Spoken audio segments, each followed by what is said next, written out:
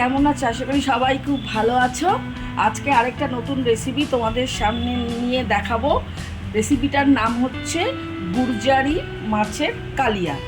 এসো তোমরা দেখো আমি কি করে তৈরি করছি। প্রথমে একটা গোটা মাছকে 7টা টুকরো করা হয়েছে। এবার তাকে আমি পরিষ্কার করেছি। পরিষ্কার করে এখন হলুদ আর নুন এর মধ্যে মাখিয়ে রাখবো।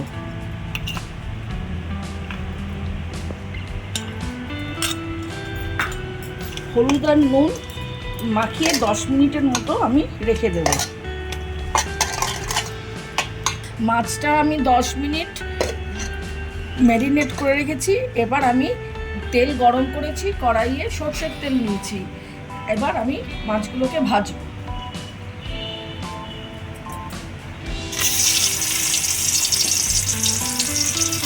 একটা একটা করে মাছগুলো সব দিয়ে দিচ্ছি। মাছগুলোকে আমি খুব হালকাও না খুব বেশি ভাজাও না, মিডিয়ামভাবে ভাজবো। মাছগুলো ভাজা আমার হয়ে গেছে, খুব বেশি ভাজিনি, মিডিয়ামভাবে ভেজেছি। আর বাদবাকিগুলো এর পরের সেটে আমি ভেজে নেব।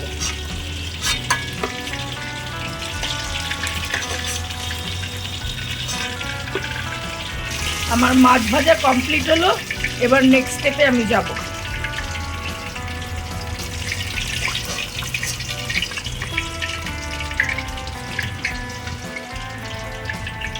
মাছটা ভাজলাম, সেই তেলেই আমি ফার্স্টে 3টে তেজপাতা ছিঁড়ে দিয়ে দিলাম। তার সঙ্গে 2টো শুকনো লঙ্কা দিলাম, একটা দারচিনি দিলাম,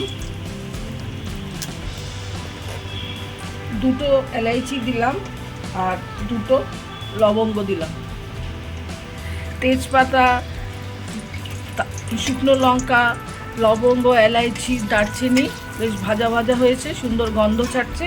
এবার আমি একটা বড় সাইজের পেঁয়াজকে কেটে এর মধ্যে দিয়ে দিচ্ছি। এই পেঁয়াজটা একটু ভালো করে ভাজবো। আর তারপরে আমি 1 চামচ চিনি দেব।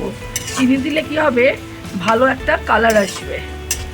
লাল লাল ভাজা হয়ে গেছে পেঁয়াজটা। এবার আমি 1 চামচ চিনি, মানে ছোট চামচের 1 চামচ চিনি একে দিয়ে দিচ্ছি। কারণ কি, চিনি দিলে কি হবে, এর রঙটা খুব সুন্দরভাবে দেখা যাবে। হালকা নাড়াচাড়া করছি, আস্তে আস্তে একটা গোলাপি রঙের কালার এসে যাবে। পেঁয়াজটা বেশ ভালোই ভাজা হয়েছে, চিনি দেওয়াতে একটু গোলাপি গোলাপি রঙও হয়েছে, দেখো কালারটা। এরপরে এর সঙ্গে আমি 2 চামচ আদা রসুন কাঁচা লঙ্কার পেস্ট দিয়ে দেবো।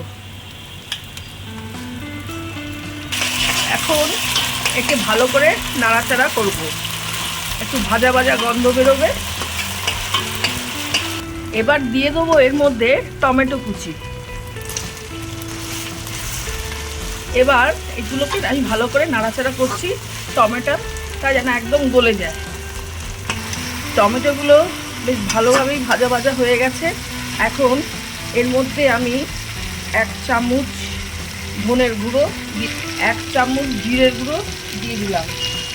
কাশ্মীরি লাল লঙ্কার গুঁড়ো রঙটা হওয়ার জন্য 1 চামচ দিয়ে দিলাম। 1/2 চামচ লঙ্কার গুঁড়ো দিলাম। 1 চামচ হলুদের গুঁড়ো দিলাম।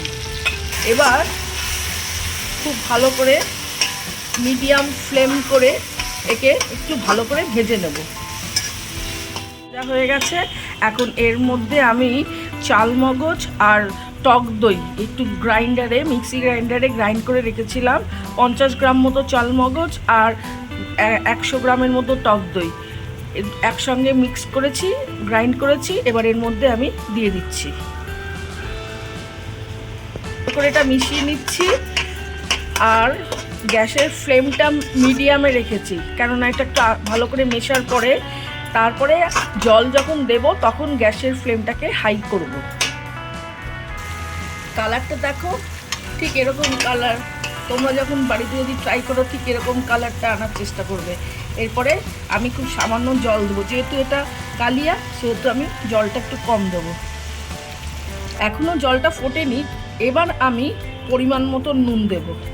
প্রথম থেকে আমি নুন দিই না, আমি রান্নায় সবার শেষে নুন দিই। তাতে কি হয়, নুনটা ঠিক অ্যাডজাস্ট করতে পারা যায়। ঝোলটা আমার ফুটে গেছে, এখন গ্যাসের ফ্লেমটাকে একটু মিডিয়াম ফ্লেম করে আমি 1/2 চামচ গরম মশলা এর মধ্যে অ্যাড করছি। এবার একটু ভালো করে নাড়াচাড়া করছি। তারপরে জলটা ফুটে গেলে সমস্ত তখন মাছগুলোকে এর মধ্যে ছেড়ে দেবো। এবার ঝোলটা ফোটানো হয়ে গেছে, ভালো করে ফুটে গেছে। এবার এই মাছগুলোকে এক এক করে এর মধ্যে ছেড়ে দিচ্ছি। যেহেতু একটু কালিয়া, সেহেতু আমি খুব জলটা একটু কম ইউজ করেছি। একটু শুকনো শুকনো হলে, মানে মাখা মাখা হলে খেতে খুব টেস্ট হয়। এই আমার গুজ্জারি মাছের কালিয়া তৈরি হয়ে গেছে। এবার একটা একটা করে মাছগুলো আমি সার্ভিং বাউলে রাখবো। এই কালিয়া করতে মানে জলটা একটু কমই দিতে হবে, কারণ গায়ে মাখা মাখা হলেই দেখতেও সুন্দর, খেতেও ভালো। গুজ্জারি মাছের কালিয়া রেডি হয়ে গেছে। এবার একটু ধনেপাতা দিয়ে আমি একটু ডেকোরেশন করে দিচ্ছি। তোমাদের এই রেসিপিটা কেমন লাগলো? যদি ভালো লেগে থাকে লাইক কমেন্ট শেয়ার করো। তোমাদের কমেন্ট করতে আমার খুবই ভালো লাগে। নেক্সট দিন আবার নতুন কোনো রেসিপি তোমাদের সঙ্গে শেয়ার করব। ততক্ষণের জন্য ভালো থেকো, বাই।